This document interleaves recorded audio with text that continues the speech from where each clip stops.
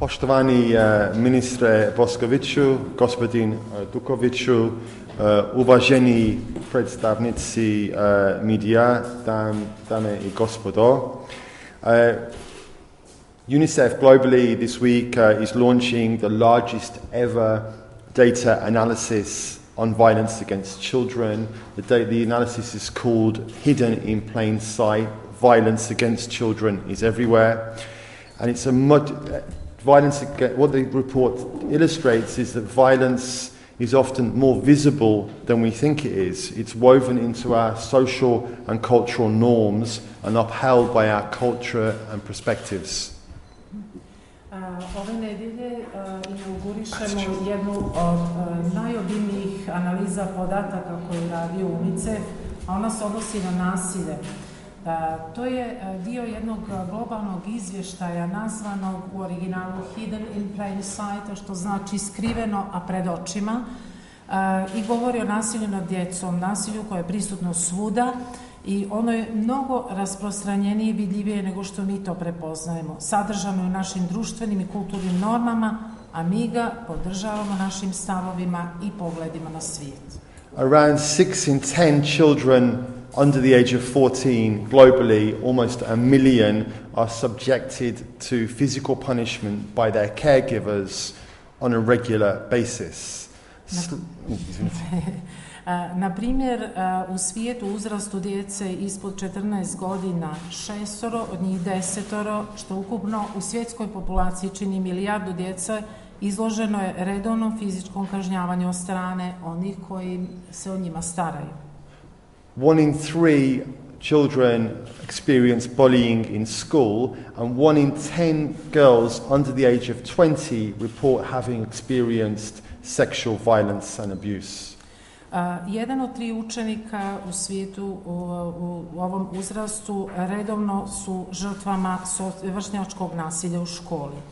A u uzrastu djevojčica od 20 godina, mlađih od 20 godina, 1 od njih 10 su imali iskustvo da su bile seksualno zlostavljane u nekom trenutku svog života.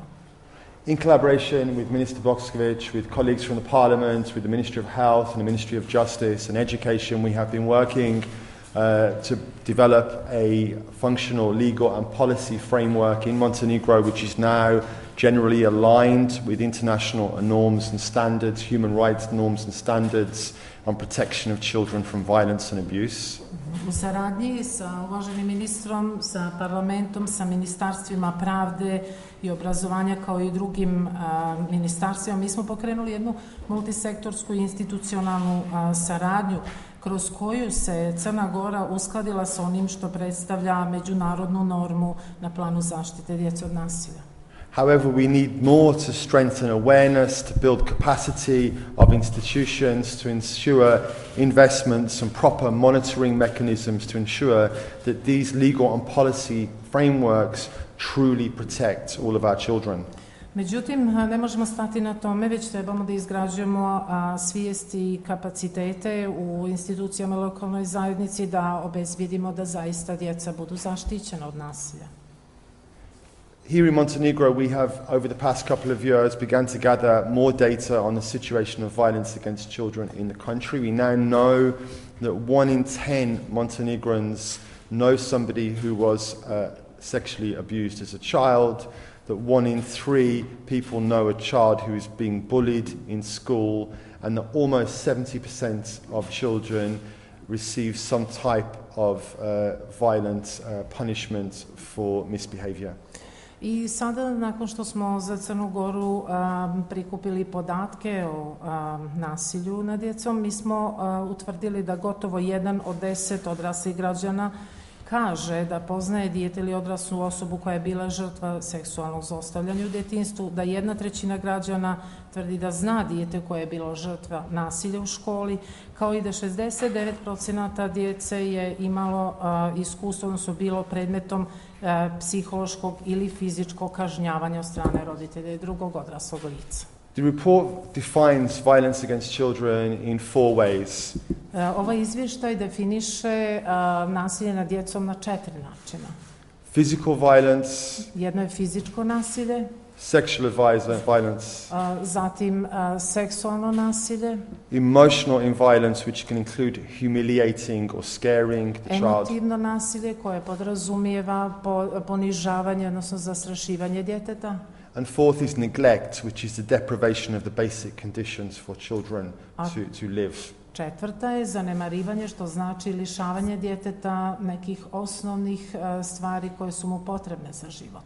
A key challenge we have in Montenegro and many societies around the world is to get people used to reporting the worst types of abuse and violence when they see it being committed against children. Ono što nam je najvažnije u ovom trenutku da uradimo jeste da do te mjere osvijestimo djecu i odrasle da budu u prilici i da znaju da treba da prijave nasilje onda kada ga primijete. If you see extreme violence against children but you don't report it, you become complicit in that violence or that abuse. Ako vidite da se ekstremno nasilje sprovodi nad djetetom, a to ne prijavite, onda postajete saučesnik u tome.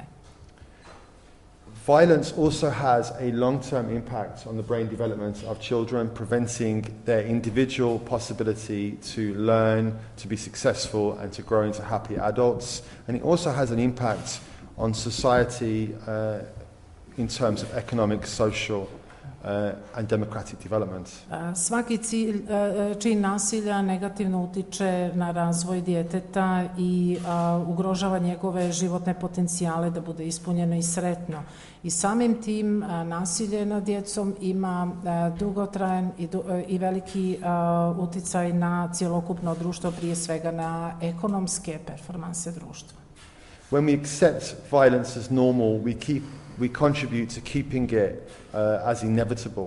We allow children to go on believing that violence, it will always be there, that it's a part of life that they must tolerate. And in doing so, we perpetuate a cycle of violence from one person to the next and from one generation to the next. Kada prihvatamo nasilje kao nešto normalno, time doprinesemo da se čini ljudima neizbježnim i na taj način dopuštamo da djeca nastave da vjeruju da je nasilje neizbježno i da je to dio života kojeg moraju da tolerišu. A čineći to, mi zapravo produžavamo taj ciklus nasilja koji se nastavlja i prenosi ne samo s jedne osobe na drugu, već iz generacije u generaciju. But violence is not inevitable. It's a moral and human rights imperative to act now to break the cycle of violence against children. We can prevent violence and we can start today.